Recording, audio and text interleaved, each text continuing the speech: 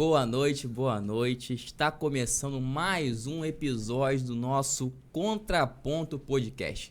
E como de costume, né, você já deve me conhecer, para quem acompanha o nosso canal, para quem acompanha os nossos episódios aí quinzenalmente. Eu sou o Rafael Ramos, advogado com expertise na área criminal. E hoje, com uma participação muito especial, fico muito feliz aqui de ter aceitado o nosso convite, o Dr. François Pimentel e ao meu lado o Dr. Glaidemir Rezende. Doutores, se apresentem, por favor. Olá, boa noite, pessoal. Eu, mais do que conhecido aqui, né? Estou com uma honra e um prazer muito grande de estar aqui com o meu professor, né? Praticamente, eu posso dizer a pessoa...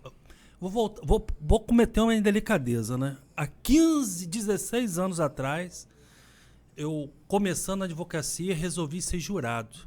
E o que aconteceu? Eu tive a oportunidade de ver meu primeiro júri com o Dr. François. E ali foi o meu impulso para chegar até onde eu cheguei, graças a Deus. E um grande prazer estar aqui contigo, doutor. É assim pra gente, assim, imperdível essa oportunidade de estar aqui. Os nossos clientes, as pessoas aí que nos acompanham, que possa estar já dando o seu like, fazendo o seu encaminhamento aí, avisando as pessoas, porque hoje, para quem gosta de advocacia, principalmente novo advogado que pretende começar na área criminal, o momento é esse. Doutor François, boa noite, se apresenta pra gente, pro público aí. Boa noite, doutor Rafael, doutor Glaidemir, a toda a equipe aqui. Meu nome é François Pimentel, sou advogado, né? Já estamos indo para 23 longos anos. Trabalhamos mais na cidade de Macaé, né? Próximo a Campos, né? Hoje nós estamos aqui em Campos do Goytacazes. E Campos, para mim, sempre teve história, né? Porque eu fiz escola técnica aqui em Campos. Estudou aqui em Campos? Fiz desde o meu segundo grau. Eu vim para cá, fiz escola técnica federal de Campos. Antes de ser IFE, antes de ser Cefet, era uma mera escola técnica federal. Sempre até o nome, não tem jeito. Isso. E depois vi que a parte técnica não era a minha área. E foi o que acabou me levando para a área jurídica. E fiz a faculdade de Direito de Campos, no qual me formei, eu sou formando em 1999. Nossa. E a vida, continuamos, Macaé, Campos, claro, eu tenho um processo em toda essa região, né? Mas o centro do nosso escritório é Macaé, Rio de Janeiro. Poxa, que bacana, né, pessoal? E consegue mensurar quantos casos você já teve, aproximadamente? Porque eu te conheci no júri, né? Como eu falei, são quase 23 anos. Eu nunca... É até uma falta, eu acho, né? Eu acho que eu nunca fui lá no Juiz Brasil para jogar meu nome para descobrir. Acredito eu que também que o número lá, de repente, acho que só ficam lá os números ativos, né? Mas já tive milhares e milhares de processos. O que o doutor tem aí de tempo na advocacia é quase a minha idade. Eu vou fazer agora 29 anos, o doutor teve 23 anos de profissão, é quase a minha idade. Olha, e para mim, que estou no meio do caminho, para mim, o que acontece, né? Eu sempre achei o doutor François, como muitos outros, assim, um ícone do direito, principalmente nessa área criminal. Hoje, o doutor Rafael, para mim, também é uma dos grandes... os grandes jovens da advocacia, um extremamente talentoso, uma pessoa assim com discernimento muito bom, estudioso. Então, para mim, hoje, poder estar nesse meio de caminho, né? Onde eu acompanho há 15 anos e agora acompanho também o desenvolvimento, para mim, é essa mudança que está ocorrendo no direito e principalmente na advocacia criminal, né? Então, eu observo muitas vezes que muita coisa mudou, né? Mas a gente continuou com o mesmo lema, né? A advocacia não é para pessoas covardes. E principalmente na área criminal. Na área criminal não é para aventureiros, né? Sem dúvida nenhuma. É o que eu consigo notar atuando. É até bonito falar, só fazendo aqui um pequeno adendo, mas eu acho que é bonita essa reunião aqui. Eu vejo alguém que é extremamente experiente, né? Os doutores já têm muitos anos de carreira e eu tô caminhando para o meu terceiro ano. Eu vejo que essa troca de experiência, até para o meu início na advocacia, foi extremamente gratificante e extremamente fortalecedora para o meu início na carreira. E eu sei que a advocacia criminal ela é extremamente apaixonante, né? Você trabalha com a liberdade, com a vida, sentir na pele ali o que o cliente sente também, né? Sentir as dores do cliente. Então, eu vejo que é um direito que é muito sério. Você trabalha diretamente com a liberdade do ser humano. você trabalha diretamente com as misérias do ser humano, as misérias do processo penal. A advocacia, ela é um grande desafio. E a área criminal, mais do que tudo. A área criminal, a gente lida aí com diversas questões que, por muitas vezes, ultrapassam a parte técnica do advogado, né? Você lida com a questão humanitária, você lida ali com questões de... que há um certo preconceito com a advocacia criminal, na qual o advogado criminal ele acaba muitas vezes sendo confundido com o seu cliente, né? Passa por esse tipo de preconceito. Tem também a quebra de prerrogativas, mas tem algo apaixonante. E é por isso que a gente luta tanto para dar certo nesse lado da advocacia. Então, um questionamento que eu trago aqui para os doutores é a respeito do início da carreira do advogado.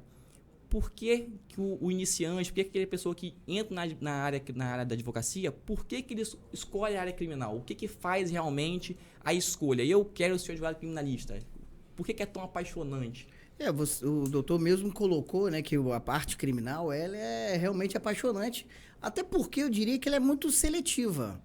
Parte já começa que muitos dos colegas que se formam e adquirem, né, conseguem receber a carteira da OAB, eles já de cara, já de imediato, já excluem a possibilidade de se tornar advogado criminalista. Então, já é um grupo, um percentual pequeno de colegas que vão se enveredar nessa área. Então, já é uma coisa, você já se sente um pouco diferenciado, né? E o direito, nos últimos 20 anos, mudou muito. Mudou muito. O direito criminal, né, passou por diversas reformas. Não temos ainda um Código de Processo Penal novo. Porém, ele passou por diversas mini-reformas. Sim. Se a gente lembrar lá no início, né, lá no início dos anos 2000, muita coisa mudou. E houve uma evolução. Né? Os tribunais têm... Hoje, isso que é o bacana também do advogado. Né? Eu costumo dizer, eu sempre vejo também a vida advocatícia.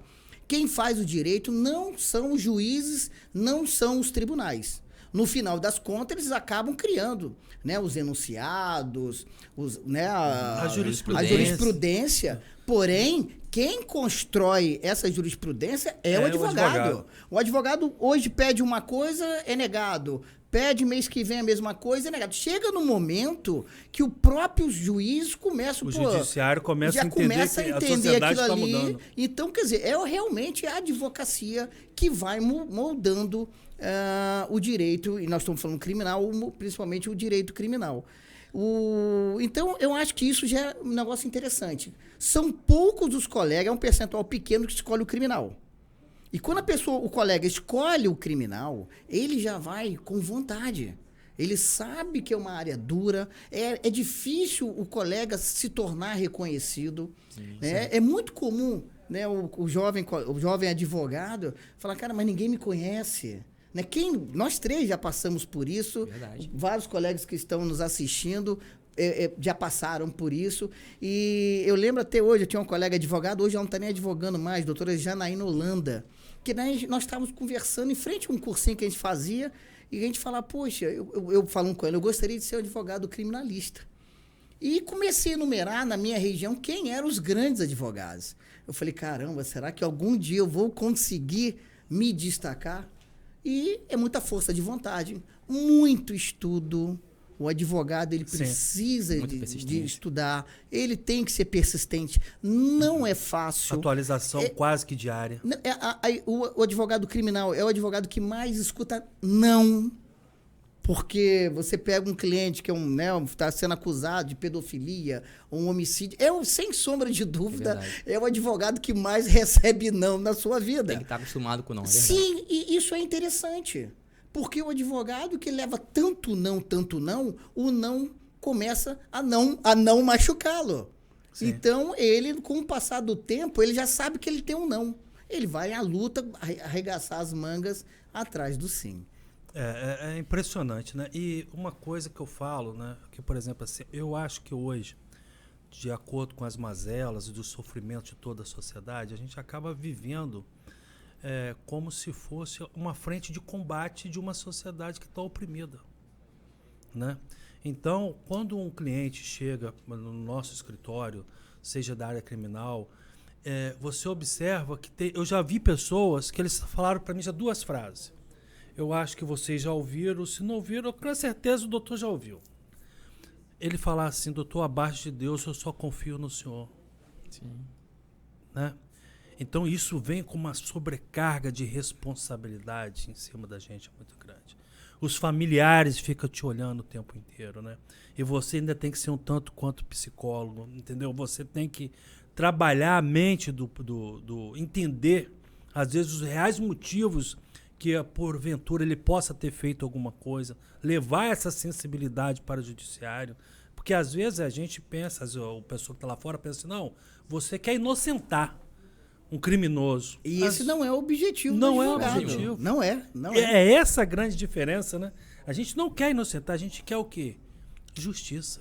Que é o direito. A gente adequar o caso dele exatamente dentro da lei, exatamente. Que muitas das vezes vai levá-lo à absolvição. Que pode se levar ou não, né? Exatamente. Mas hoje a gente tem aí uma imprensa que está passando também por uma transformação muito estranha, né? Muito sensacionalista. E ela, muitas vezes, acabam desgraçando a vida de uma pessoa, né? Porque, por exemplo, assim, eu vi agora recentemente, no Jornal Globo, nos Estados Unidos, que é tido como uma justiça extremamente eficaz e extremamente eficiente.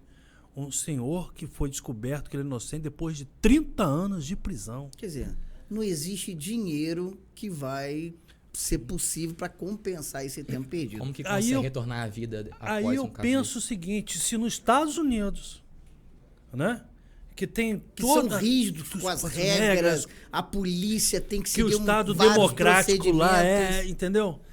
Imagina hoje a gente com um encarceramento de 800 mil pessoas no Brasil.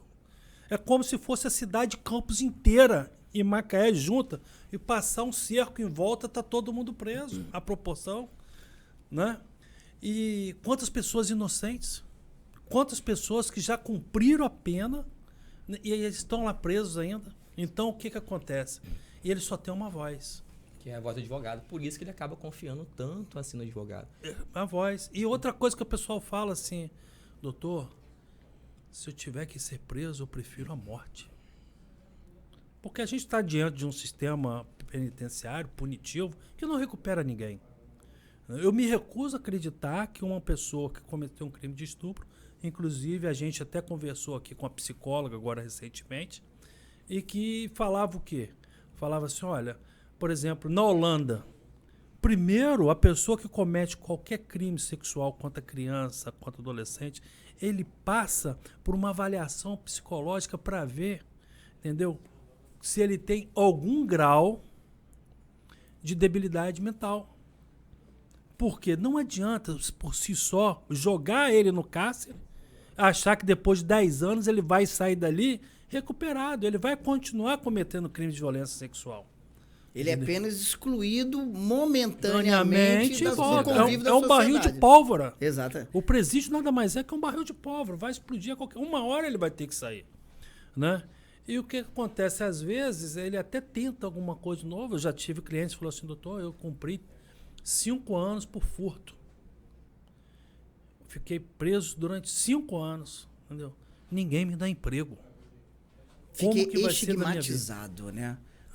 Então, o senhor precisa me ajudar. Entendeu? E é complicado. A sociedade cria esse tipo de marginalização, né? E acaba, às vezes, muitas vezes, levando até para o próprio advogado que eu estou defendendo, né? Então, por exemplo, quando eu faço júri, eu constantemente, quando eu estou fazendo júri, eu faço questão de ficar sentado ao lado do meu cliente. Ali no banco dos réus, sentado ao lado dele. Entendeu? Para ele saber que eu estou ao lado dele do início ao fim. Porque é um momento extremamente difícil para a vida dele. Para nós é extremamente difícil, né? Porque a gente está debaixo dos olhos de toda uma sociedade naquele momento, né? E, às vezes, graças à nossa capacitação, ao estudo constante, por isso eu acho o doutor Rafael um jovem advogado extremamente brilhante, porque é um cara que se dedica muito aos estudos. E eu acho que esse é o caminho, né? Nós sabemos que esse é o caminho. E, dentro dessa forma, eu só penso que só o brilhantismo da dedicação é que fala mais alto. É o esforço, momento. né? É o esforço. De repente você inicia na área, não tem nem tanto conhecimento, mas você se dedicar a essa área. Exatamente. É escolher. Hoje é muito importante que o advogado, ao sair, né, da sua graduação, adquirir a carteira da OAB, que realmente ele escolha uma bandeira para levantar. Hoje a especialização é uma grande forma... É um caminho. Para não dizer a melhor forma do aquele colega advogado realmente ser reconhecido, gerar autoridade no seu nome. Porque aquele colega que hoje ainda sai da faculdade, vou pegar qualquer coisa... E o generalista, isso ele possivelmente ele nunca vai ser bom em uma coisa só. Exatamente. Obviamente, para quem está começando, né, porque eu também levantei a bandeira de criminalista, que eu aparecendo um caso de alimentos, um caso de família, um caso civil, que eu não vou fazer. Claro. Não, a gente precisa botar dinheiro para casa, né? Nós temos que pagar as nossas contas. Porém, centrar e se dedicar àquela bandeira, que no caso que nós estamos falando é a parte criminal, fazendo da melhor maneira possível e, com certeza, com toda a dedicação, ele vai ser um referencial. Eu vejo que existem algumas áreas do direito que elas acabam se complementando. O doutor citou agora uma questão de alimentos. Quem aqui nunca teve um caso de Lei Maria da Penha, uma agressão, uma ameaça, algo que seja? Que saiu do banco familiar e foi acabar parando no banco do criminal. Girando ali, já que existe aquele atrito na família, acaba gerando um divórcio, eventualmente uma ação de guarda, uma ação de alimentos. Então, existem áreas que se complementam. Eu vejo que a criminal, falando em respeito à área de família, a questão do direito de família, que o doutor citou sobre alimentos, eu acho que há sim uma complementação. Por vezes, quando o advogado, aquele iniciante, quando ele pega aquela carteira e ele, então, vem a escolher uma área de atuação, que eu acho que é extremamente importante, é preciso, sim, já ter uma ideia, uma noção de qual é a sua área de escolha. Se você tentar abraçar o mundo, não vai dar certo. Não vai dar certo. O direito, ele é vasto demais, ele é muito grande. Se você pegar a área criminal para estudar, é um estudo contínuo, que não acaba nunca. Não acaba nunca. Imagine você querer escolher trabalho, tributarista, civil, dentro da área civil. Existe uma gama gigantesca de outras áreas. E, infelizmente, é impossível. Se torna inviável. É inviável. E uma observação que a gente tem que fazer, que é, assim, eu acho muito importante, que, por exemplo, as pessoas olham, né, para o advogado hoje, já renomado, já com autoridade, e falar, poxa, como que esse advogado começou? E a grande maioria, as pessoas às vezes confundem que, poxa, eu vou sair da faculdade e vou fazer uma pós-graduação. Achando que a pós-graduação vai ser um diferencial na advocacia. E não é. Não é. Por vezes o cliente não olha o seu diploma. Ninguém, o colega, o cliente, olha, eu já estou indo para 23 anos de advocacia. Nunca houve um caso de um cliente que me perguntou, doutor, eu quero ver o diploma de especialista de criminal, qual foi pós-graduação, qual foi a pós-graduação, qual foi a sua graduação.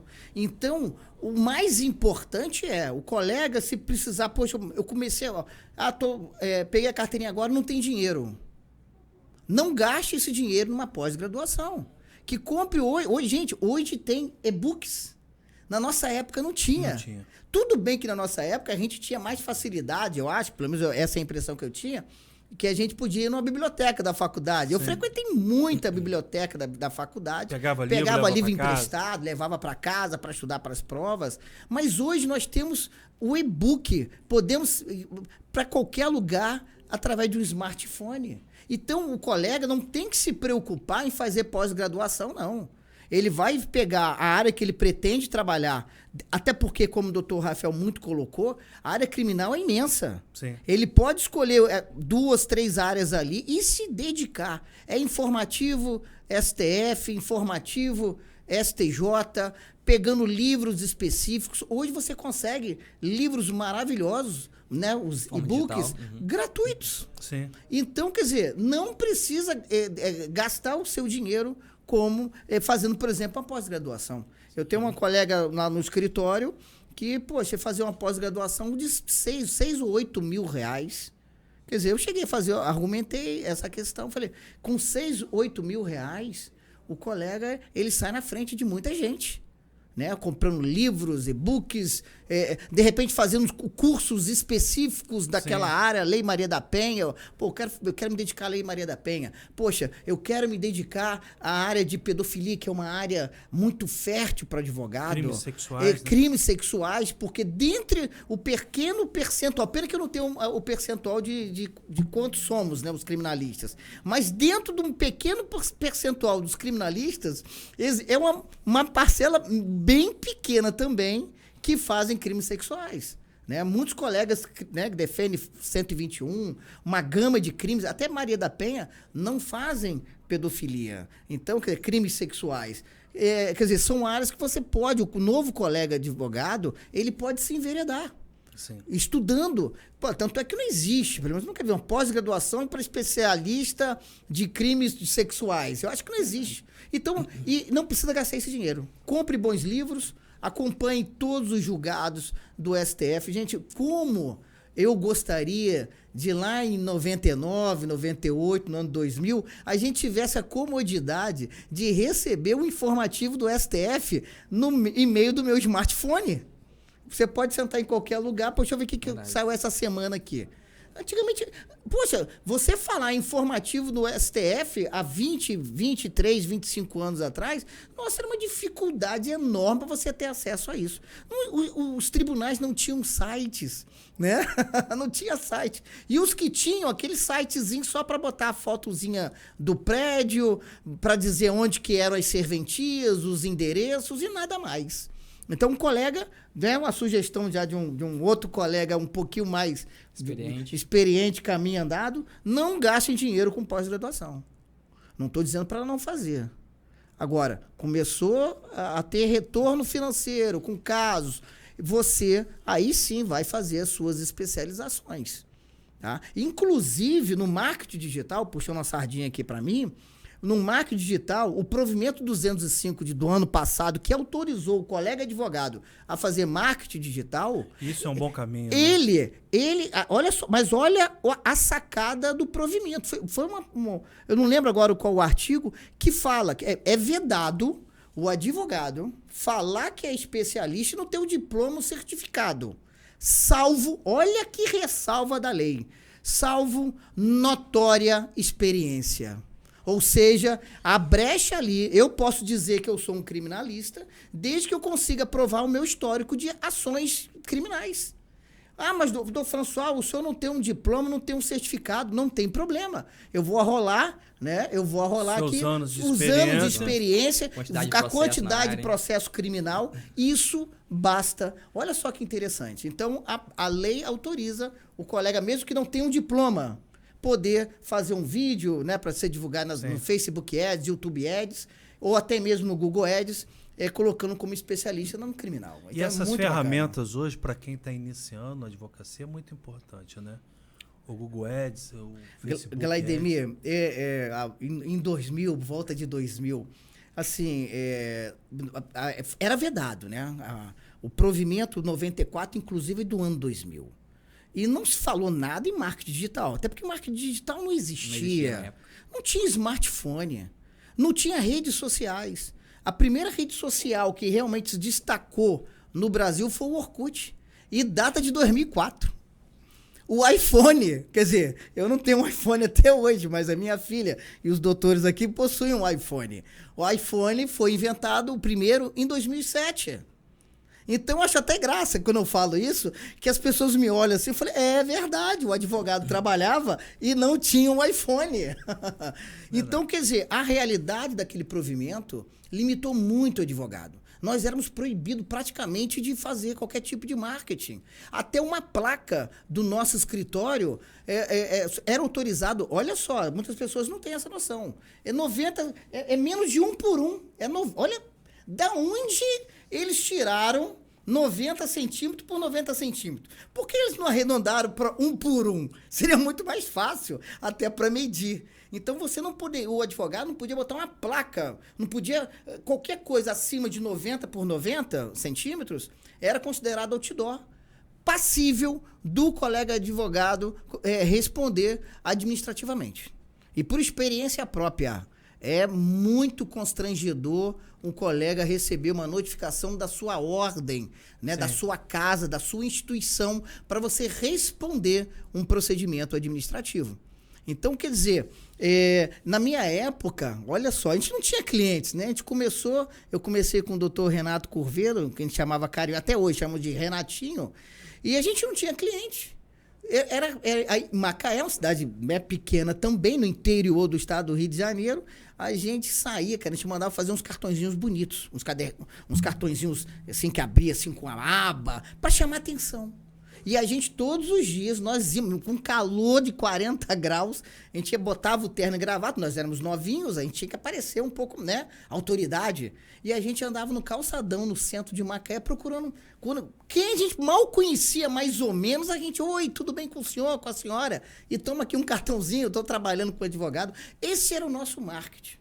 O colega hoje, advogado, que está iniciando, ele pode já, com Google Ads, ele pode já começar, ao invés de fazer a pós-graduação, gastar 6, 8 mil reais, ele pode ir lá colocar, né, tem toda a estrutura, Google Ads, Facebook Ads, são ferramentas diferentes, ele pode começar divulgando 10 reais por dia no Google Ads, de repente mais 10 reais por dia no Facebook Ads. Sim. Então, quer dizer, são ferramentas que estão à disposição. E uma outra coisa que essa pandemia trouxe assim, foi um presente dado a nós, advogados. Glaidemir, você é um advogado há 16 anos. Há 16 anos, você teria condições de começar a advogar sem ter um escritório físico? Não. Não existia essa possibilidade. Se você não tivesse condições de alugar uma sala, comprar uma mesa mais ou menos, uma cadeira, né, presidente, você estava fadado ao fracasso ou teria que se subjugar a escritórios recebendo aí R$1.000. Né?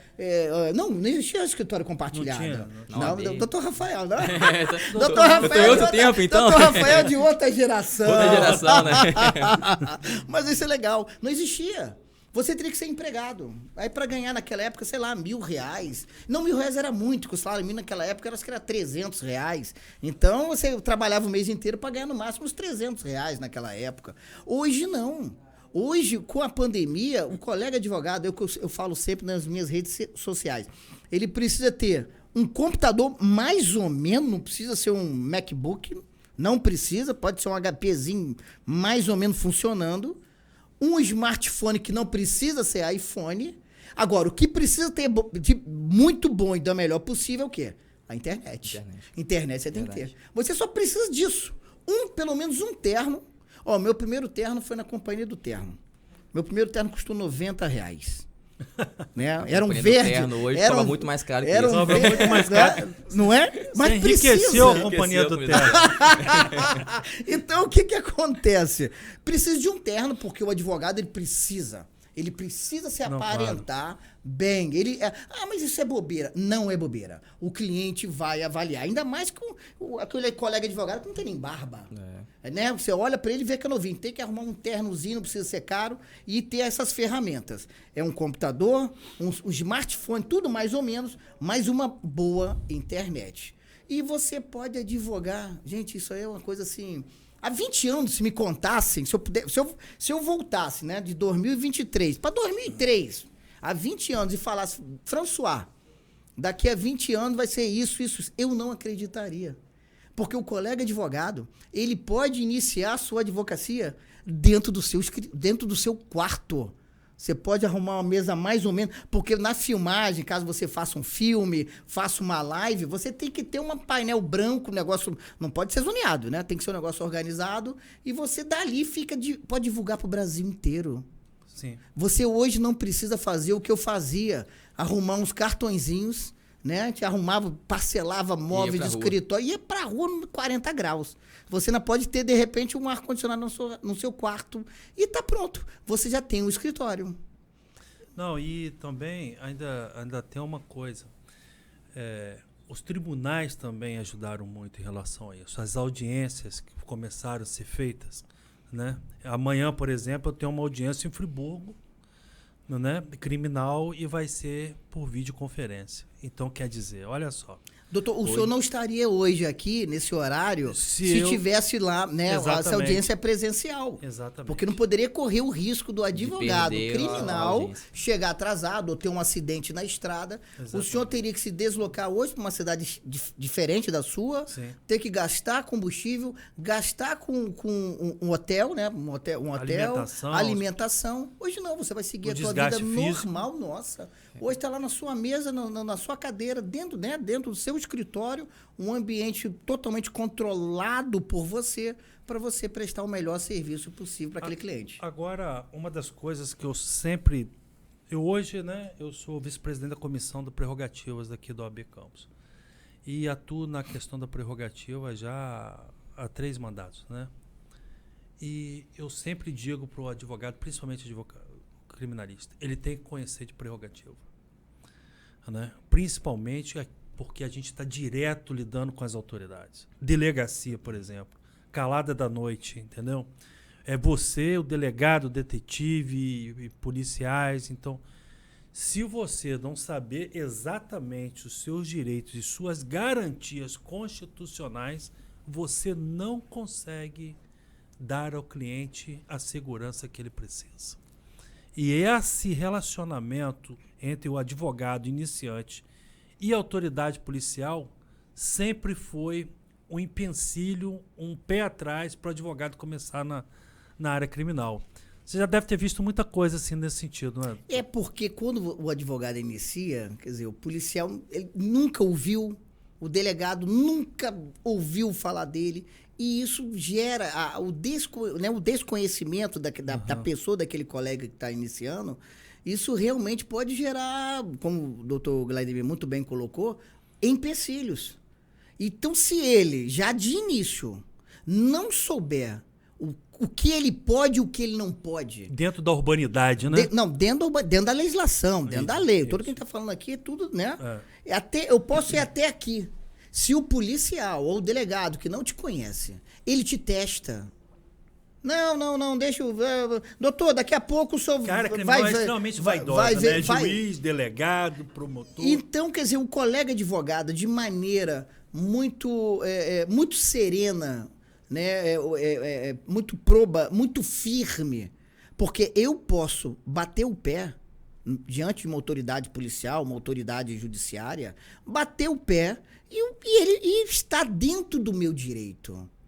E ele, quando percebe que aquele colega advogado é firme e conhece até onde... sabe o que está fazendo. O atendimento muda. É diferente. Imprescindível. Como muito bem o doutor Glaidemir colocou, os colegas advogados, é imperioso que saiba lá o artigo 7º do nosso estatuto e muitas... Hoje, né, eu acredito que a seccional deve ter alguma área lá de estar sempre... Hoje tem até o smartphone aplicativo de prerrogativas. Quer dizer, hoje as coisas estão muito fáceis. As informações estão mais fáceis para o colega novo. Então, ele precisa saber exatamente. O advogado precisa aumentar a voz? Em hipótese alguma. Ele tem que falar firme, sério e... aí é a nossa experiência, né? O inspetor de polícia... ou o delegado, até mesmo o juiz, percebe sabe com que está falando com o advogado, que sabe da área criminal e sabe das prerrogativas. O tratamento é diferente. É totalmente diferente. Aí muda, porque aí, eu estou falando com um igual. Porque, infelizmente, ainda há colegas que optam pela área criminal, isso é fato, achando que criminal são menos peças processuais. É só pedir uma liberdade provisória, vou ali na internet e vou captar. Sem saber que existe a liberdade, o pedido de liberdade provisória para uma situação, existe a revogação de prisão preventiva para outra, o relaxamento. Cada peça processual... Ela não tem nomes diferentes porque só por capricho do legislador. Não, é para se adequar em situações diversas. E aí, quando Obviamente, né? A gente também não precisa assustar muitos colegas, não, ainda mais no iníciozinho, né? A gente já bate em segurança. Bate em segurança. Existe o princípio da fungibilidade das normas, Sim. das formas, principalmente. Então, hoje, o juiz, mesmo sabendo que é caso de liberdade provisória e o colega está pedindo relaxamento de prisão, o juiz, né? Se não for um juiz muito cri-cri, ele vai aceitar. Acaba dando a decisão ainda assim. Em cima. Porém, o juiz já tem aquela o quê? Pô, esse advogado, ele se diz criminalista, mas ele não sabe o mínimo que é a diferença. É aí que está o colega advogado, que está preparado, que estude. Mas, François, mas eu não sei. Cara, para meia hora... Gente, olha só, há 20 anos atrás nós não tínhamos nem internet. Perdão, tínhamos internet, mas não com essa potência. E a nossa internet era de escada. A gente não achava modelos de petição. Hoje tem tudo na mão, na mão, literalmente. Você pode ali... Quais são as diferenças de liberdade provisória? Só um exemplo de uma coisinha pequena que nós não estamos nem falando ainda em ação penal. Sim. Nós estamos lá na ponta da faca, ou seja, lá da espada. Nós estamos lá no iniciozinho. Tem um universo depois daquele dia.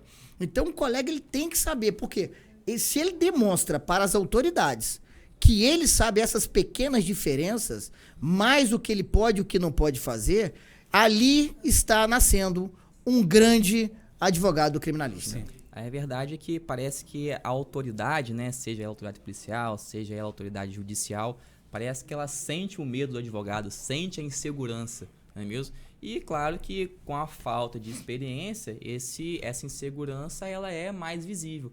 Mas como o doutor bem destacou, o advogado, ele não tem que chegar numa delegacia, em uma audiência, e ter que levantar a voz e ter que ganhar no grito. De maneira nenhuma. A atuação do advogado tem que ser sempre de forma cordial e segura, dentro da lei, dentro de suas prerrogativas. Né? A nossa seccional aqui tem a nossa subseção tem o nosso setor de prerrogativas, né? O doutor aqui bem destacou, sempre há alguém ali de plantão. Eu até brinco com o doutor Glademir, que eu digo que o meu número, e é verdade mesmo, é brincadeira, mas é verdade. A minha descagem rápida, o número 1 da descagem rápida é o telefone do doutor Glademir. Que na hora que eu precisar, é um cliquezinho e já está de delegacia me ajudando. Tô na situação. Não, e o interessante é que aí, né, isso é só com a experiência. Você vai um dia na delegacia, né, utilizando-se, né, das prerrogativas, da sobriedade, da firmeza, da clareza, da educação. Você vai lá um dia, depois volta no cliente da semana seguinte, depois de um determinado tempo, você já começa a ter um relacionamento. O inspetor de polícia, quando vê o colega, pô, doutor, tudo bem com o senhor? Já tudo começa a mudar. Quando você tem uma urbanidade, exato. Respeito. Eu já vi, eu já presenciei, assim, coisas, assim, horrendas. Colegas advogados batendo na porta da delegacia, não, porque tudo bem, e realmente, muitas das situações, ele tinha a prerrogativa, mas estava... Extrapolando. Usando, assim, não tem nem extrapolando, mas estava usando da maneira equivocada, achando que só porque eu posso ir até aqui, que eu vou meter o pé na porta e vou entrar. Não, doutor... E fica mal visto, né? E fica mal visto. Próxima vez que ele chega na delegacia... Vai, ó, é aquele bobo lá, é aquele ignorante, aquele cara arrogante, é essa imagem. E essa imagem, com certeza, não vai ajudar em nada o seu cliente. Porque eu já presenciei de eu estar tomando um depoimento, né, junto com o cliente e o inspetor, nossa, chegando aquele cara, que esse cara arrogante, vou dar um chá de cadeira nele, porque eu tô ocupado. Ele tem direito de ver o cliente dele, mas eu tô aqui tomando depoimento. Doutor, espere aí, mais meia horinha, 40 minutos aqui. E ele faz um negócio devagar para dar um chá de cadeira naquele colega advogado que começou mal, começou com o pé esquerdo. E já vi do outro lado também, do colega. Ô, doutor, peraí, o senhor tá querendo o quê? Atendendo, né, um outro colega. Doutor, o senhor tá querendo o quê? Ah, não, eu queria ver um cliente que eu fui chamado aqui pela família. Pra já.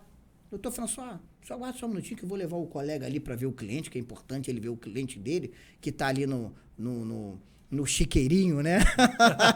Carinhosamente. Assim. Imagine, né, quem está nos assistindo, por que do apelido ser chiqueirinho, né? Vamos deixar para a imaginação de quem está nos assistindo. Então, e vai lá. E a gente aguarda, porque a gente sabe como que é isso. Que o advogado, como o doutor Vladimir colocou, o doutor Rafael muito bem colocou, ele é o herói. Ele é o herói, ele é a tábua de salvação para aquela família. A grande maioria, não sei se é a experiência dos doutores, a grande maioria, a família não sabe nem exatamente o que está acontecendo. Sabia que aquele parente não estava andando com boas companhias, mas não sabia exatamente do que ele seria capaz. Não sabe o motivo da prisão. Não sabe exatamente as circunstâncias. Como que se caminha o procedimento a partir dali. Então, o advogado criminalista, ele se torna a tábua de salvação daquela família. Se o colega, né, chega chutando a porta, ele está condenando ali já, condenando não é a palavra adequada, ele já está prejudicando muito o seu cliente. Porque o inspetor, o delegado, muitas das vezes não vai poder descontar no advogado, não. Mas poderá descontar daquele preso, daquele cliente. Infelizmente, não. Isso acontece. Nós estamos falando aqui da realidade. Infelizmente, esse aí que é o cliente daquele advogado. Quer dizer que o seu advogado que é o bom, né? Então, e ali o negócio. E ali nós sabemos. Depois que passa da porta pro chiqueirinho, tô no chiqueirinho, e o advogado vai embora, o nosso cliente está nas mãos do Estado. Nós temos que trabalhar para que fique até uma boa impressão para o colega. Quantas vezes do policial nos ligar, doutor, eu estou com um cliente do senhor aqui, não sei o quê, parece que ele está reclamando de fome. Tem como o senhor pedir para a família comprar lá um sanduíchezinho e trazer aqui? Eu libero para entrar de madrugada. Era obrigação daquele policial? Não. Mas você, da maneira que você o trata, ele também vai querer retribuir. É uma coisa muito interessante, é o princípio, né, da reciprocidade, ou o gatilho também de reciprocidade. Né? No marketing digital nós temos o gatilho mental da reciprocidade. Eu trato aquele policial, aquele delegado de uma maneira tão educada, tão igual. Só em eu não entrar na delegacia me achando mais que um policial, eu já estou no caminho correto. Sim. Nós somos iguais, nós somos operadores do direito. Sim. Nós queremos o quê? A absolvição do cara, do nosso cliente? Não, nós queremos primeiro saber o que aconteceu. E vamos ver o que é melhor, a melhor lei, a melhor pena, a melhor sanção para se adequar ao caso dele. É isso que a gente quer. Então, quando a gente entra na delegacia e somos iguais, tudo muda, né? Essa é uma super dica. Eu já vi colegas advogados que, anos mais tarde, houve um caso, né? Não vou falar nem qual cidade, que um colega foi acusado de roubo, um advogado. Doutor Vladimir e doutor Rafael. Eu nunca vi uma delegacia com tanta gana, com tanto desejo de cumprir o mandado de prisão. Todo policial queria. Mas por quê? Porque era um advogado? Não é esse o fato. Se de repente chega lá... aquele advogado. Exatamente. Aquele encrenqueiro. Eles reviraram a cidade. Em poucas horas, quem que estava no chiqueirinho? Aquele colega advogado. Ainda chama a imprensa para acompanhar a prisão. Hoje não pode, né? Mas há 20 anos atrás, quando existiu, o doutor pegou carceragem, né? Nas cidades, né? Campo tinha uma carceragem enorme. O Maracanã, tinha duas. O Maracanã lá de Macaé. A Macaé tinha uma enorme também, Araruama, Rio das Ostras acho que não tinha, não me recordo. Eu só sei que, nossa, aquele camarada ali, eles iam lá, né, não vou falar que são os policiais, né, a gente não pode falar, né, mas apareciam fotos, né, para a imprensa que, teoricamente, seria difícil, né, tinha vazamentos, né, justamente para, de repente, e foi o que aconteceu com esse colega, né, infelizmente, aquele comportamento equivocado Né? É equivocado um juiz achar que é superior ao Ministério Público. É equivocado um advogado achar que é maior do que um juiz, do que um Ministério Público. É por isso, doutor Glaidemir, né, tem trabalhado muito no Tribunal de Júri. Eu, assim, na minha concepção, com quase 23 anos de advocacia, o estágio mais elevado de um advogado não é a sustentação oral, de repente, num tribunal. Né? Agora, no tribunal de júri, realmente aquela sensação de nós, advogados, termos a prerrogativa, olha só, a prerrogativa de podermos falar de pé totalmente igual a um juiz, a um promotor, muitas das vezes até chamando a atenção, chamando, né, pela ordem de um juiz que, de repente, já está através de um requerimento, não está de acordo com a legislação. O Ministério Público que tenta, em algumas situações, doutor Glaidemir sabe disso, querer falar, às vezes interromper a fala, o momento do debate oral do advogado, e o advogado simplesmente se posicionar na frente daquele promotor de justiça e virar as costas para ele e aumentar o tom de voz, porque quem interessa ali são os 7 jurados do conselho de sentença. Então, quantas vezes eu encostava ali na mesa ali do Ministério Público, virava as costas dele quando ele estava falando alto e falava mais alto, para chamar a atenção dos jurados para quem? Para mim. Porque se eu vou para o outro lado, os jurados podiam ficar, mas quem? Eu vou ouvir quem? Exatamente. Então eu ia na frente do Ministério Público, virava as costas do Ministério Público e aumentava o meu tom de voz. Aí o promotor geralmente abaixava a bola, porque realmente, quando não, o juiz chamava a atenção do Ministério Público. Então é um negócio muito interessante. O Tribunal de Júri, na minha experiência, realmente, eu acho que é a grande glória do advogado. E a plenitude de defesa, né? Exatamente. A plenitude de defesa um negócio assim sensacional. É assim, impressionante para mim, né? O Tribunal de Júri. E é uma coisa que, por exemplo, assim, para eu hoje tenho um estágio, graças a Deus eu tenho uma boa recomendação, né? Eu tenho bastante procura em relação a isso. Para eu chegar nesse nível hoje, eu tive que fazer vários cursos de apoio que me deram sustentabilidade para que eu pudesse trabalhar. Eu tive que fazer curso de linguagem corporal, eu tive que fazer curso de oratória, eu tive que fazer curso de sociologia, entendeu? Eu tive que fazer curso de criminologia, eu tive que fazer curso de autópsia, eu tive que fazer curso de balística. Doutor, só faço a ressalva aqui, do senhor deixar consignado claro aqui, que só começou a fazer esses cursos quando o dinheiro começou a entrar. Não, sem dúvida, sem dúvida. Pro iniciante, o colega que está começando, se vira. Mas ou procura um e-book, um cursinho gratuito ali dessas especialidades. Eu vou dizer uma coisa para você. O meu melhor livro hoje, de balística e de medicina legal, eu comprei num sebo de livros no Rio de Janeiro. Olha só que maravilha. E barato, né? Não.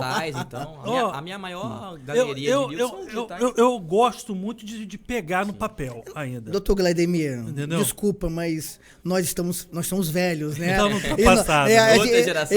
Eu também, olha só, eu falo e-book, mas eu não consigo ler e-book. Mas aí, nós temos nossos recursos. Sim. O que eu faço? Pode imprimir. Exatamente. E às vezes até, se não ficar muito caro, você pode até dar uma encadernadazinha e pronto, tá ali. Você, ao invés de comprar um livro de 300, 400 reais, muitas vezes não é nem pelo valor, é pela dificuldade, porque tem livros de medicina legal, por exemplo, existem alguns esgotados, que você não consegue mais. E aquele livro lá de 1960, 70, parece que não, mas uma lesão contundente continua sendo uma lesão contundente nos últimos 2000 anos, pelo menos. Então, você não consegue achar, muitas vezes, né? O doutor teve a sorte de achar, olha só onde que foi achar, num sebo. Num sebo de livros no Rio de Janeiro. Mas, de repente, consegue na internet algum digitalizado. Pode ser. Aí imprime. Né? Hoje nós temos essa facilidade. Mas eu também. Eu não consigo. Ah, mas baixa a tela, não sei o quê, uma tela mais azul, mas eu não sei o quê. Eu não consigo. A questão da necessidade, né? Porque o advogado, quando ele inicia, na verdade, ele já tem ali uma certa tomada de gastos. Né? Então, cabe a esse advogado iniciante se adequar àqueles gastos. Não é que você está iniciando a carreira hoje que você já tem que abrir um escritório físico, já tem que comprar ali uma impressora, um computador. Não é a sugestão. Não é a devida orientação hoje em dia. Até pelo que nós já pontuamos aqui hoje, você consegue abrir um escritório digital com uma facilidade gigantesca. Mas uma dica que eu dou, né, pelo menos eu fiz isso. Eu disse isso, por exemplo, assim. Eu hoje, né, a gente tem uma equipe grande lá no escritório, trabalha conosco, a gente tem estagiários. Os estagiários já vêm querendo ganhar dinheiro. Quanto eu vou ganhar para trabalhar para você? Aí eu pergunto assim, você sabe fazer o quê? Não, eu quero aprender.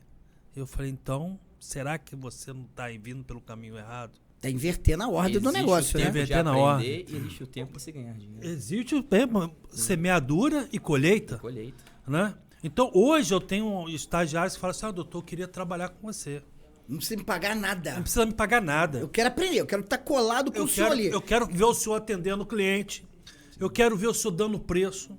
Eu quero ver o senhor colocando o cliente no lugar dele, porque às vezes a gente tem que ajustar um pouco o cliente, que ele sai um pouco da linha. Ainda mais na parte criminal. Principalmente na parte... Se bem que hoje em dia, eu cheguei, até conversei agora recentemente, a parte de direito de família anda mais perigosa que a parte de direito criminal. Gera mais problemas, é verdade. Gera mais problemas. O conflito familiar, quando ele se inicia. O que o jovem advogado, e quem está lá no 9º, 10º período de direito, ou terminou de se formar, ele tem que procurar um padrinho. Fica muito mais fácil. Né? Eu já começo dizendo o seguinte, quando eu me formei, quase todos os professores meus que tinham escritório me chamaram para estagiar com eles. Então, quando chega alguém que eu olho ali, não, porque eu era muito bom disso, eu falei, os seus professores deixaram você passar, chegar aqui a mim, sem você receber convite nenhum?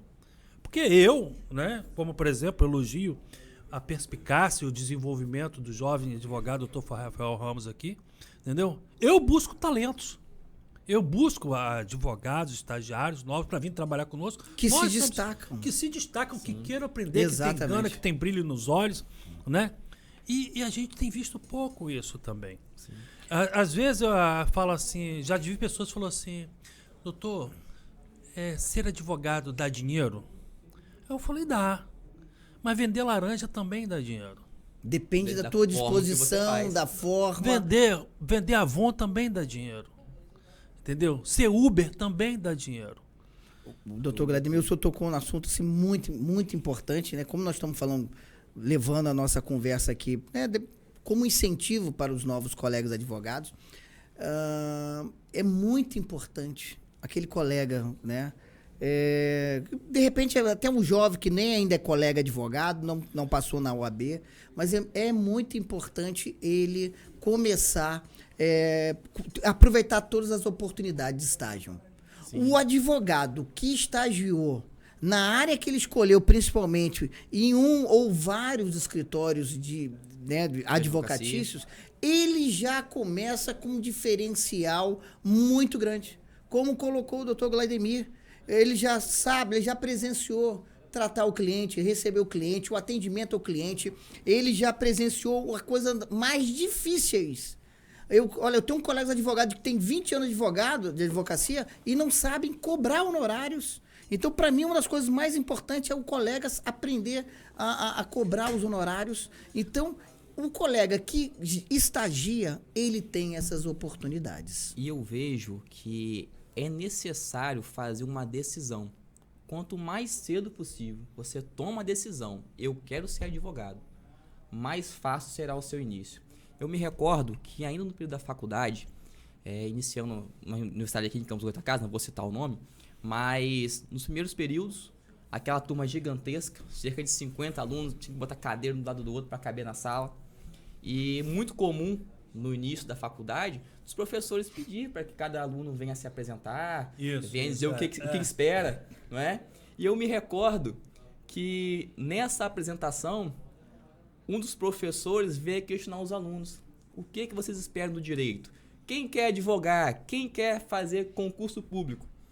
E eu me recordo, nunca me esqueço, sempre conto essa história. 99% da turma queria concurso público, doutor, né? Ou 100%. De 50 alunos, eu me recordo até hoje. Eu e mais um aluno, que hoje, inclusive, é defensor público, foi para a área de concurso público, mas é uma área semelhante com a nossa. É um advogado pago pelo Estado. Exatamente. Né? Nós fomos os únicos de 50 alunos que levantamos a mão para a advocacia. Doutor, eu falo isso com muita propriedade, porque eu passei os 5 anos da minha faculdade, eu nunca tive um único dia, nunca tive um dia que eu pensei em ser advogado. Eu peguei minha OAB e não pensei em advogar. Né? E olha onde a vida me levou. Sim. Né? Para onde. E eu fui feliz, sou feliz na minha advocacia. Isso que é o mais interessante. O colega, realmente o direito, ele te dá um leque de opções. E você tem que saber escolher para você poder, né, de repente, seguir e ter uma vida boa. Sim, mas... Uma coisa que é até importante que a gente falar, por exemplo, nas minhas redes sociais, eu tenho falado muito em saturação da advocacia, mostrando dados. Até o nosso ex-presidente, Felipe Santa Cruz, ele afirmou que a advocacia, nós somos hoje quase 1.400.000 advogados no Brasil. Nossa. Se formando, e a cada ano, mais 100 mil novos advogados. E o doutor, o nosso ex-presidente, Felipe Santa Cruz, tem uma reportagem que eu coloquei no meu Instagram, ele afirmou, nós vamos bater 2 milhões em pouco tempo. A advocacia estará saturada. Agora, eu respondo, eu posso responder se a advocacia está saturada ou não. Se tem áreas da advocacia que estão saturadas, não. E sabe qual é a minha resposta, doutor Rafael? Sabe qual é a minha resposta, doutor Glaidemir? Não existe nenhuma única área do direito que esteja saturada. Doutor François, então isso quer dizer que eu posso, de repente, ser um criminalista? O direito de família não está saturado? Não está saturado. Hoje em dia, o colega advogado, ele não tem que saber apenas o direito. Se ele começar com a advocacia apenas querendo o conhecimento teórico da matéria, da área que ele escolheu, ali ele vai estar junto, num termo, né, apenas coloquial, no meio da manada. Hoje, com as ferramentas do marketing digital, não existe área saturada. Eu vejo pelas estatísticas, nós somos quase 1.400.000 advogados. Sabe quantos, mais ou menos, advogados desse 1.400.000 que fazem marketing digital no Brasil? Pouquíssimo. Nós somos menos de 50 mil. Então, hoje, eu vejo, por exemplo, como eu tenho um escritório físico, ou independente, quem não tem também pode ter, no Google Ads, você joga lá. Quase todas as pesquisas, você pode ver que são mais ou menos os mesmos escritórios. Poxa, em Macaé nós somos já 2.000 advogados. E eu vejo lá, quando trocam outro, no máximo 10 advogados fazendo Google Ads. E o Google Ads, ele tem uma característica, primeiro, que ele é o que se chama de publicidade passiva. Não é o advogado que vai atrás do cliente. É o cliente que vem atrás do advogado. Ou o cliente já está decidido pela contratação de um advogado, ele só falta escolher, ou está inclinado, quase que decidido para contratar. Então, hoje, o advogado, em qualquer área, por mais aparente saturação daquela área, ele consegue se destacar. Claro que você para fazer um Google Ads bem feito, né? Tem que fazer bem feito, você tem que conhecer o mínimo. Tem que ter uma landing page. É uma landing page. Eu costumo falar, né, se eu estiver falando demais, me fala. O espaço é seu, tá aqui pra isso mesmo. A gente quer que você faça. Eu fiz há um tempo atrás, me perguntaram, eu vi um questionamento, eu falei, qual é o valor mínimo, né? Claro, quando a pessoa não tem dinheiro, vai sem dinheiro mesmo. Qual o valor mínimo para que um colega advogado consiga iniciar a advocacia de forma muito interessante, já se destacando da grande maioria? Eu calculei mais ou menos R$2.000.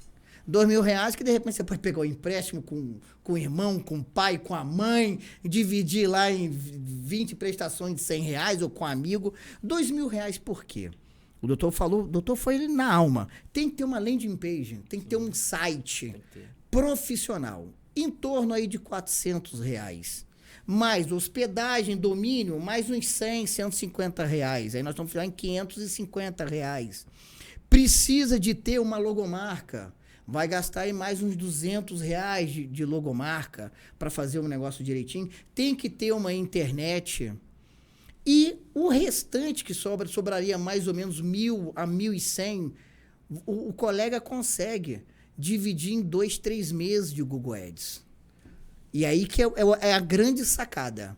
Não adianta o colega, quando a gente fala que ele tem que ser específico, ele tem que ser especialista, inclusive no marketing digital, tem que ser específico. Tem que ter um público específico, tem que ter uma área específica. Exatamente. Ele não pode querer, o doutor usou esse termo, abraçar o mundo. Não é. Que ele escolheu o direito de família, a área de alimentos, ele vai bater na área de alimentos. Ele prefere, eu prefiro trabalhar com divórcio e partilha, porque eu pego uma partilha, ganho 5% em cima da partilha e vou ganhar mais dinheiro. Ou seja, eu estou dando exemplos aqui de áreas aparentemente super saturadas. Né? Mas você já começa lá na frente. Porque é você e mais 2, 3 colegas que vão estar disputando a internet. Porque o cliente desesperado, hoje ele faz o quê? Ele vai direto ali no smartphone, advogado de alimentos, advogado de divórcio, advogado de partilha. E aí ele abre lá, vê você em primeiro lugar no resultado da pesquisa. E existe técnica para que você consiga, em 80%, 90%, estar em primeiro lugar no resultado da pesquisa. Ou seja, você dá um Google, advogado divórcio, e você aparece em primeiro lugar. Mas, François, por que isso é importante? Porque é psicológico. Quando a pessoa abre, vou no primeiro. O primeiro deve ser o melhor. Sim. E, mais importante ainda, com o advento do smartphone, a tela dele é pequenininha. Então, o primeiro lugar... Dá destaque. Ele quase que é a tela inteira. Aí é uma estatística do Google. Essa estatística nem todos têm, poucos têm. 85% das pessoas que vão procurar o advogado no smartphone, apertam onde? No primeiro. Gente, a cada 10 pessoas, quase 9 vão clicar em primeiro lugar. Então, teu objetivo é ficar em primeiro lugar. É difícil? Não. Você tem que aprender do jeito certo. Que aí você vai conseguir ter um percentual muito grande de primeiro lugar. Isso. E aí, voltamos a falar. Não adianta você ficar em primeiro, o cliente achar ali, meter o dedo no teu anúncio, que está ocupando quase que a tela inteira, dependendo do tamanho do celular. E lá, aquela landing page, aquele site, a coisa mais morta, a coisa mais... mas eu quis economizar. Aí economizou no site. Pediu um sobrinho para fazer. Aí faz aquele negócio meia boca. Que seriedade, que profissionalismo, que autoridade que você vai passar. Gente, o cliente gosta de ver coisa bonita, coisa moderna. Tem que ter uma landing page bonita. Por isso que eu falei, não adianta querer pagar. Tem gente aí que faz landing page por R$100. Eu vou além. Você consegue aprender a fazer landing page sozinho pela internet. Tem milhares de cursos, mas não vale a pena você, quem está iniciando, fazer sozinho. Gaste os 300, chore. Chora pra mim, pelo amor, paga, aceita fazer por 250, 300, mas que seja um profissional. Aí sim, que aquele colega advogado, utilizando todas essas técnicas do Google Ads, poderá fechar um contrato maravilhoso. Eu tenho, por exemplo, quando eu entrei no digital, isso foi em torno de 18, 19, né? Nós somos de Macaé, como Campos também, nós sofremos a grande crise da Petrobras. Né? O dinheiro sumiu, e Macaé era toda semana empresas quebrando, pais de família sendo desempregados. Eu lembro que passamos um período em Macaé que todo mundo sussurrava. Nós estamos vivendo, a economia da cidade estava sobrevivendo do seguro-desemprego. As pessoas já estavam desesperadas. Gente, nós só temos 6 meses. Depois de 6 meses, o seguro-desemprego da grande massa vai deixar de existir, que já vai vai ter terminado, né? O prazo, 6 ou 7, eu não faço trabalhista, não sei exatamente. E vamos viver de quê? A economia da cidade vai começar de quê? Foi nessa época que também surgiu muito o Saiba Mais. Tudo era Saiba Mais, tudo era Saiba Mais. Eu falei, gente, eles estão vendendo tudo na internet, tudo é Saiba Mais. Eu lembro até hoje, eu estava no meu escritório, estava com o Gustavo, né? Na época ele estava começando a barba, inclusive. A barba dele, hoje é Papai Noel, Vicky, né? Sei lá qual é o fetiche dele, mas a barba dele era curtinha. Eu falei, Gustavo, e falei com a secretária na época, Sabrina, eu vou pra casa cedo, eu vou descobrir o que é esse negócio de Saiba Mais. Cara, eu vou fazer esse negócio de Saiba Mais. Se todo mundo tá vendendo, eu vou vender também a advocacia, por que não?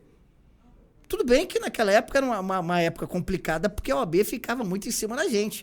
Mas desculpa, né? Não, mas eu não vou nem falar isso, né? Entre pagar a anuidade ou pagar o almoço das minhas contas e de repente sofrer um procedimentinho administrativo, a escolha não era muito difícil, né?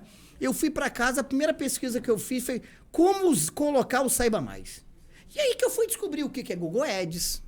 Aí eu fui descobrir o que é Facebook Ads. Eu não sabia que o Facebook Ads, ou não, a primeira vez que eu vi Facebook Ads, Ads de advertisement, ou seja, de propaganda. Facebook Ads é o quê? Eu vou fazer propaganda no Facebook, não é? O Facebook Ads é uma ferramenta que faz a publicação no Facebook, propriamente dita, mas também faz no Instagram. Então, eu falei, caramba, então se eu quiser estar no Facebook, Instagram, eu tenho que usar o Facebook Ads. Agora, se eu quiser pegar aquele cliente que está no desespero, querendo cliente, eu tenho que fazer o Google Ads. E aí foi enveredando. Hoje eu faço tudo. Hoje eu faço o Google Ads, Facebook Ads, hoje eu faço TikTok Ads, eu faço YouTube Ads. Hoje o meu escritório... Virou totalmente virtual, totalmente digital. Doutor Glaidemir e doutor Rafael. Quem hoje, um adulto ou um jovem economicamente ativo que não esteja... Conhece algum que não esteja nas redes sociais? Não existe. E se existir, é um percentual muito pequeno. Não existe. Então, um colega advogado, ele precisa conhecer essas ferramentas para se distanciar, para se diferenciar. Como eu gostaria de ter tido esse privilégio, no início da minha advocacia, poder estudar um pouco de marketing digital. Também sou contra o colega advogado se tornar um especialista em marketing digital. Hoje eu sou um especialista. Mas por quê? Eu já estou indo para 5 anos mexendo no negócio. Né? Há 5 anos que meu escritório é forte no digital. Eu tenho um cliente em Manaus, eu tenho um cliente em São Luís, eu tenho um cliente no Piauí, eu tenho um cliente no Rio Grande do Sul, em Mato Grosso, eu tenho um cliente no Brasil inteiro. E o que é legal, hoje eu tenho uma estrutura física. Porém, eu até confesso que minha estrutura física hoje é menor do que há 3 anos atrás. Seu escritório era muito bacana, muito grande. Você chegou a conhecer, meu escritório era um escritório grande, nós éramos 6 ou 7 advogados. Hoje nós somos mais advogados num espaço que cabem 4 advogados. Porque hoje o escritório François Pimentel, advogados associados, ele é um sistema semipresencial. O colega, ele vai lá num plantão, ele vai 2 vezes na semana. A gente também faz no isso, escritório. O Dr. Rafael também faz muito isso. Faço muito home office Se também. o colega está trabalhando, cumprindo o prazo dele de madrugada, de manhã, só final de semana, feriado, isso não me importa. O mais importante que é a estrutura, aí sim é questão de gestão.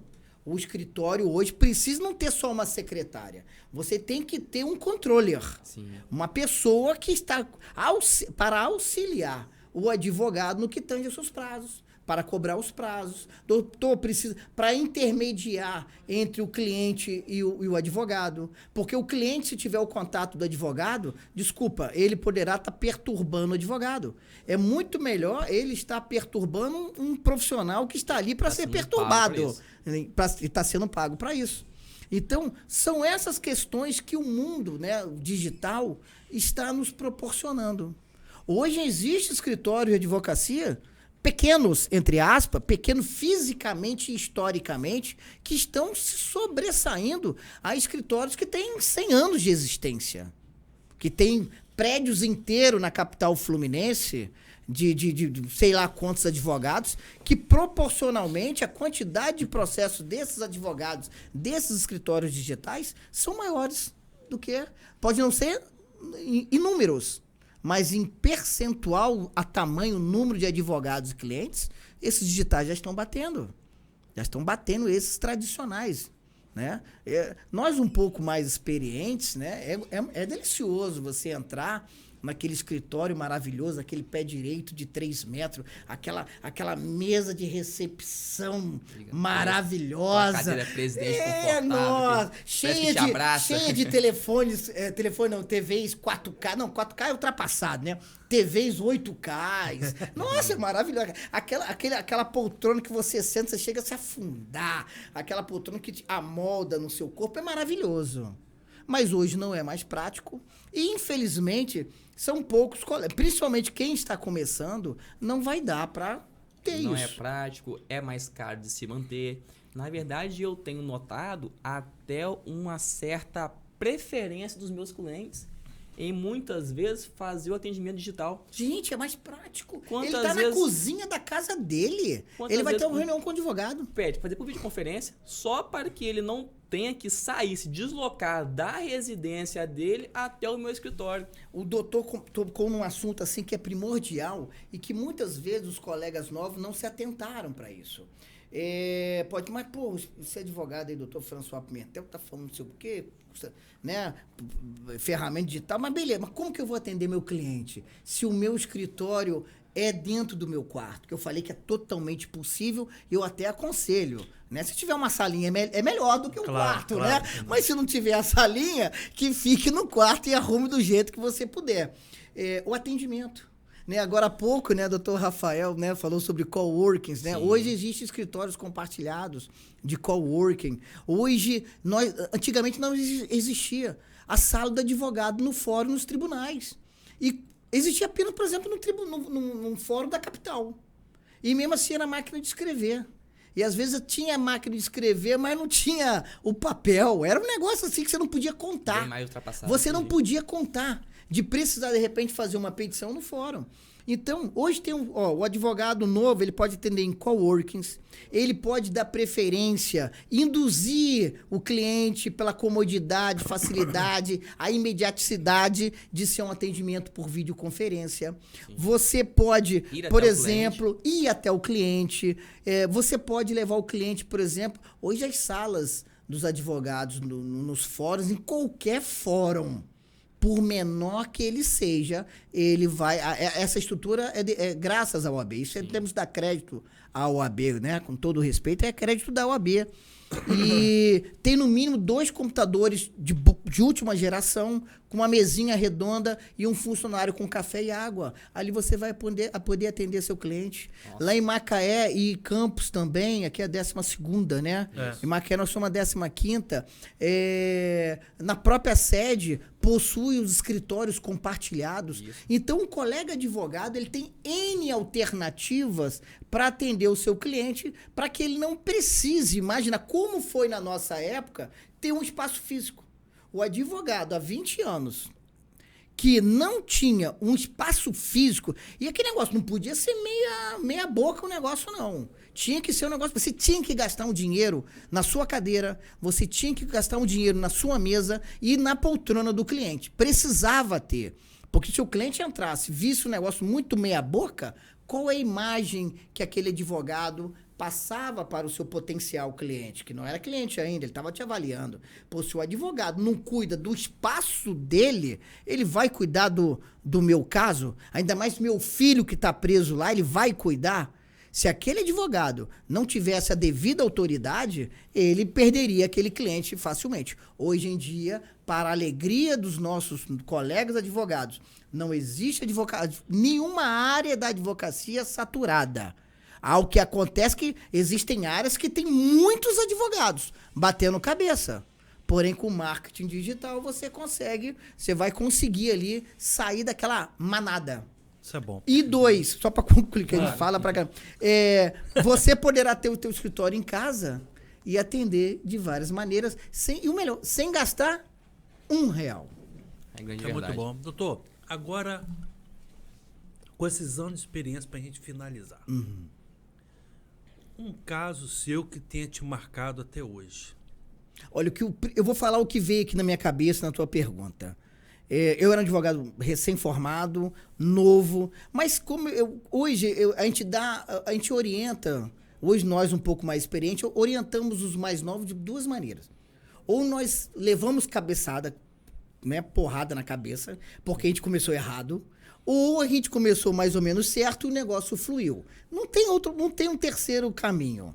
Então, eu, graças a Deus, sempre fui muito... As pessoas, às vezes, até acham, pô, mas o doutor François é muito calmo, é muito tranquilo, o advogado tem que ser bravo, tem que chegar... Eu falei, olha, se é esse advogado que você quer, chutando porta, xingando inspetor, numa aparência de ser um advogado guerreiro...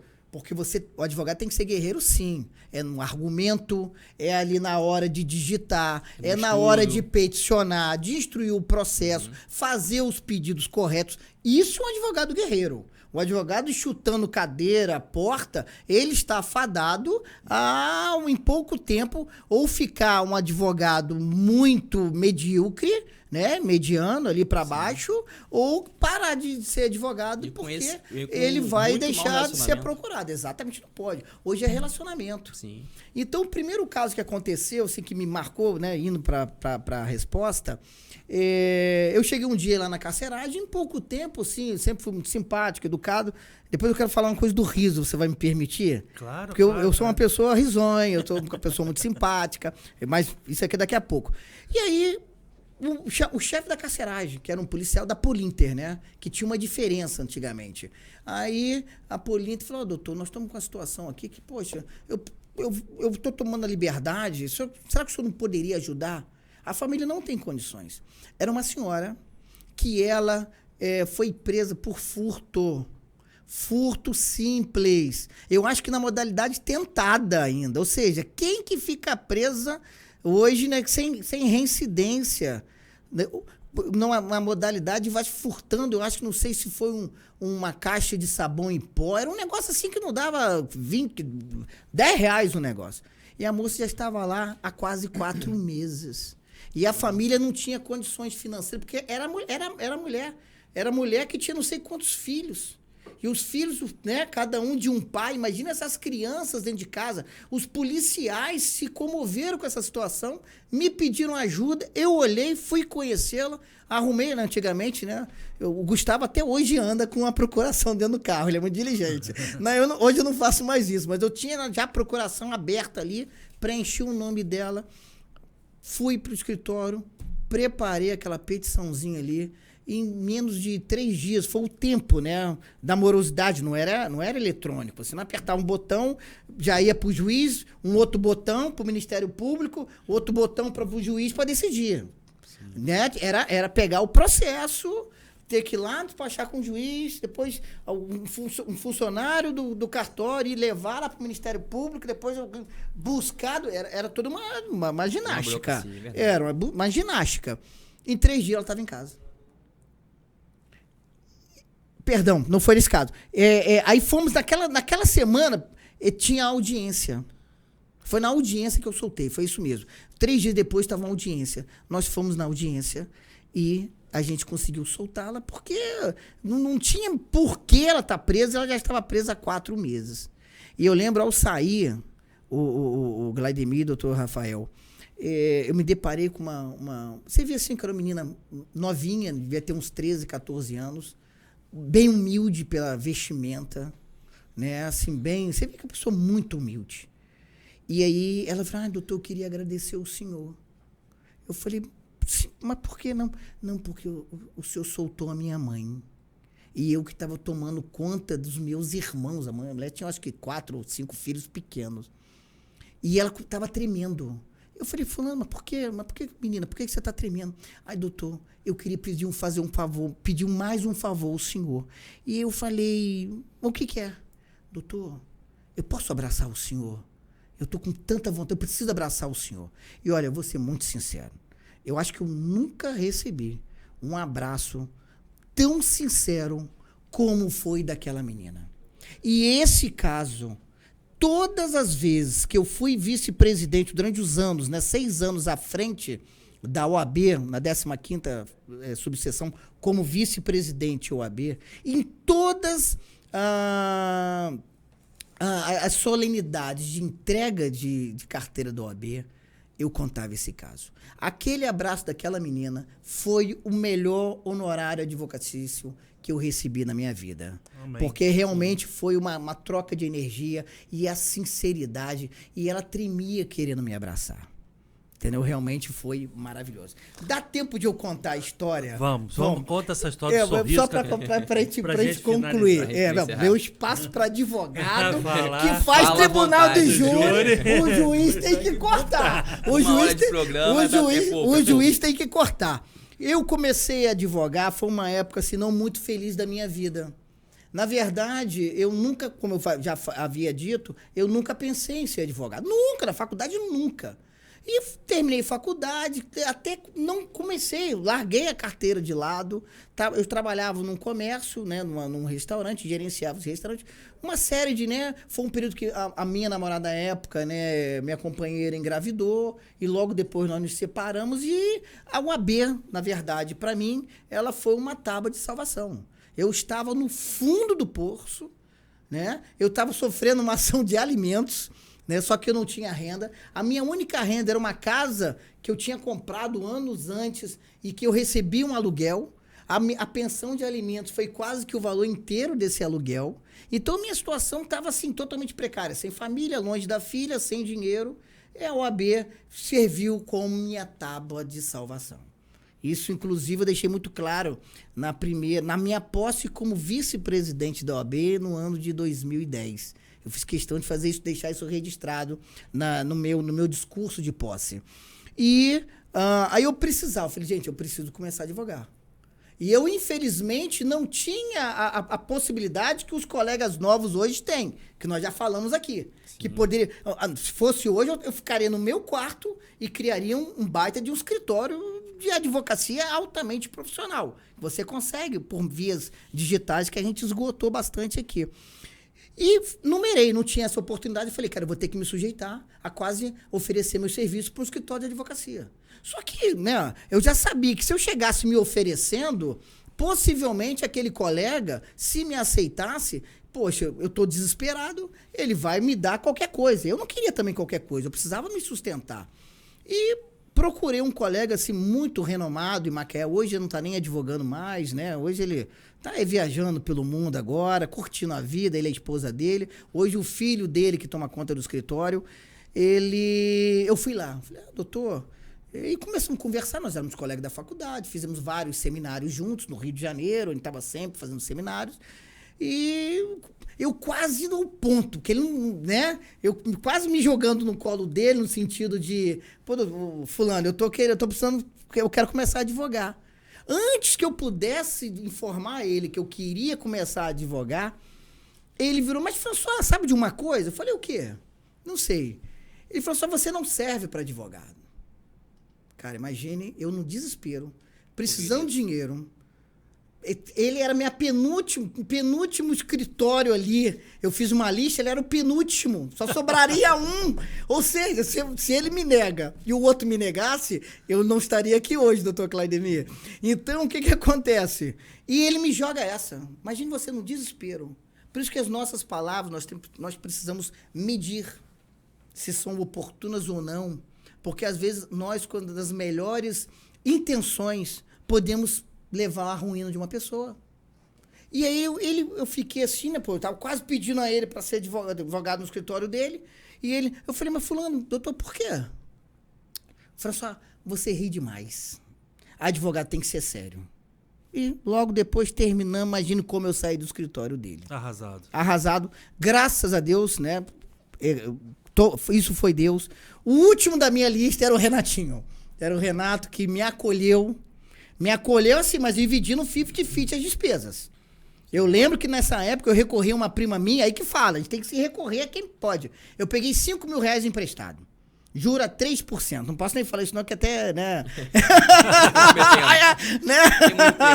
Mas eu não falei quem é e eu não vou... Né? Até porque já tá prescrito. Né? A 3%. Eu fiz um cálculo. Pô, eu tinha que fazer uma diferença para cobrir a pensão de alimentos. Eu morei um período um pouco de favor, que eu também não tinha condição, não tinha nem carro na época. Eu fiquei depenado o negócio. Eu falei, vou sobreviver aí 6 meses. Eu preciso dar um jeito na minha vida nesses 6 meses. E aí arregacei as mangas e fui advogar. E eu lembro até hoje, no meu primeiro mês, sem Google Ads, Facebook Ads, essas facilidades todas, eu consegui R$4.500 no primeiro mês. Amém. E no segundo mês da minha advocacia, o colega, o Renatinho, ele me colocou como sócio 50-50. Ou seja, ele viu o potencial. Eu já dividi as despesas, 50%, nada mais justo de eu ter 50% das receitas. E anos mais tarde, isso que é para fechar a nossa história, a gente poder ir para casa. Anos mais tarde, esse mesmo colega, cara, coisa da vida, né? Olha como que a vida gira. Ele virou e falou, já advogado, já com um certo nome na cidade. Pô, François, queria que você venha pro meu prédio. Eu tô com uma sala ali. E fui lá, falei, fulano, olha, doutor, pequeno para mim. Tá pequeno? Doutor François, eu tenho uma sala em cima da minha, que é do tamanho da minha, enorme o escritório dele. Mas está alugada. Mas eu vou conversar com o inquilino para ver que eu acho que ele não precisa de um espaço tão grande. Esse mesmo colega, que falou que eu não servia para advogar, que eu ria muito, ele conversou com o inquilino dele, o inquilino trocou de sala e eu fui para a sala maior, para o prédio dele, porque eu já tinha um escritório já com vários advogados. E um belo dia eu subi na escada, né, indo para o escritório, ele que me parou e falou, François, eu queria falar uma coisa com você. Eu falei, pô, fala, doutor, porque era amigo, né? Os amigos desde a faculdade. Apesar de ele já ser mais velho, né? Porque ele era casado, ele já tinha toda uma estrutura quando ele começou a advogar. Ele virou do nada. Isso aí, assim, até me arrepia. Ele falou, François, eu tenho te reparado muito. E você tem uma inteligência emocional que me impressiona. Cara, eu quase que caí. Quer dizer, olha a interpretação dele anos depois. Ele, no primeiro momento, falou que eu não servia para advogar porque eu ria demais. E anos depois, ele realmente me reparou. E ele me falou, François, você tem uma inteligência emocional. Quase destruiu sua vida profissional. A verdade é essa. Porque realmente eu precisava. Mas, infelizmente, cada pessoa é uma pessoa. De repente, outra pessoa no meu lugar ali teria se entregado. Sim. Desistido. E graças a Deus estamos aí quase 23 anos advogando e carreira de muito sucesso. Segundo ele, com bastante inteligência emocional, mesmo rindo bastante. O doutor tá de parabéns, o doutor é realmente uma simpatia em pessoa. E eu vejo que o senhor fez certo, seguiu dentro da sua modalidade, dentro do seu perfil. E eu acredito que não só na área de advocacia, mas em qualquer outra área profissional, você tem que seguir o seu perfil. Não tente ser quem você não é. Exatamente. Não tente ser quem você não é. Porque isso aí, ao meu modo de ver, é uma receita para o fracasso. Então, siga o seu perfil, siga a sua linha de trabalho. E apesar de todos os debates, né, de todas as informações que falam da saturação da advocacia, que estão batendo aí perto de 1.400.000, a gente vê que a advocacia ainda é uma área assim, muito produtiva, com uma grande capacidade de crescimento pessoal, de crescimento profissional, sim, sem falar que é um trabalho gratificante.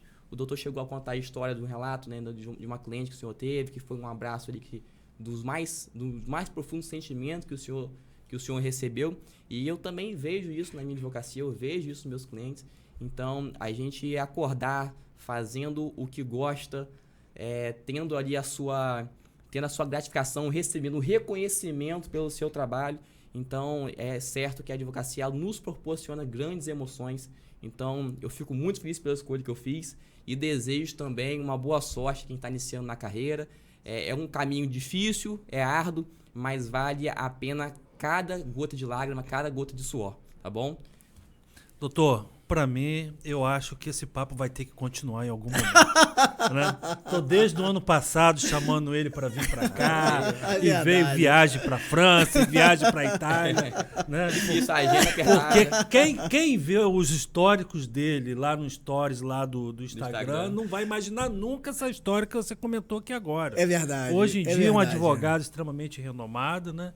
E só tenho que te parabenizar pela sua história, né, pela sua vida, pelo exemplo de pessoa, de honradez e de profissional que você é. que eu me orgulho muito poder te chamar de amigo, de parceiro, entendeu? De ter me conduzido, ter sido aquele ponto de luz naquele túnel que eu não sabia para onde ia.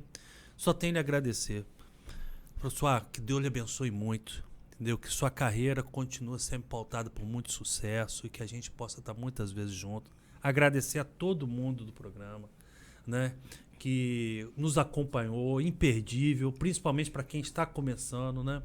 E, doutor François, suas redes sociais, Instagram, quiser entrar em contato, grande conselheiro, uma grande hoje pessoa. Nós estamos trabalhando, né, auxiliando jovens advogados no que tange ao marketing digital.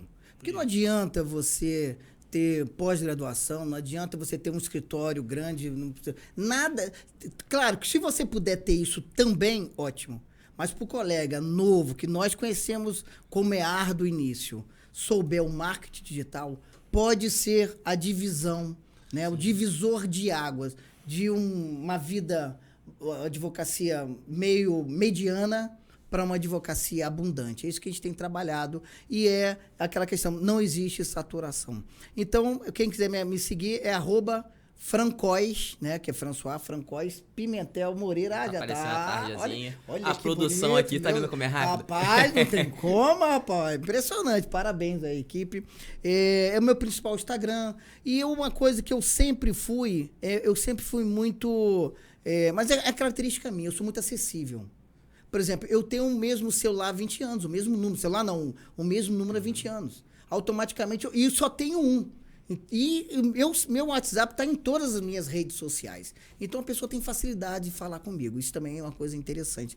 E agradecer, Vladimir, pelo convite. Realmente, acertar as agendas demorou um pouquinho, mas valeu muito a pena. E eu já estou agora mudou. Agora eu que espero ser convidado mais uma vez, que não tenha dúvida que eu vou ajeitar a minha agenda para estar presentes aqui. Conheci o doutor... Conheci não, nós já nos encontramos nos fóruns, né, dos tribunais, comum, exatamente, né? Então foi um reencontro. E o doutor Vladimir, desde aquele dia, 16 anos já se passou. Nós estamos ficando assim bem experientes, olha, né? Não fala não. Olha, obrigado pela atenção, uma boa noite a todos e todo o pessoal da equipe que nota 1000, hein? Um grande abraço a todos, que Deus nos abençoe. Fiquem com Deus. Um abraço.